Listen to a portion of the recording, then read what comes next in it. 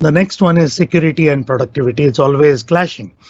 But one of the biggest problems I have seen, and I did a survey on LinkedIn of this, around 30% customers said we can't create teams. That defeats the purpose of teamwork. IT or whoever decided they should go through a process to create teams has three common problems or concerns. They are worried that too many teams will get created.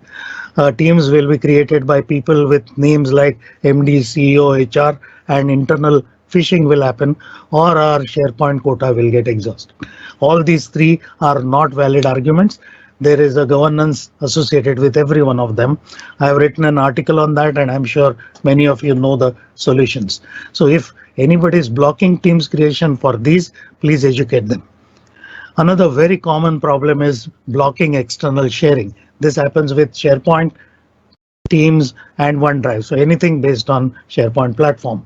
And this is a disaster because those security people who are saying external sharing is bad don't realize that for 3 decades we are sending attachments with no audit trail. Once you send an attachment, what security is there? Nothing. You have no clue.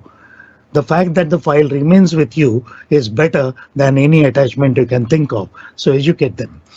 The next one is mobile apps. Some people install only Teams app, not Planner, and vice versa, something like that. So please give entire mobility to people. Only then they'll be really productive. Otherwise, for everything I have to go to desktop defeats the purpose.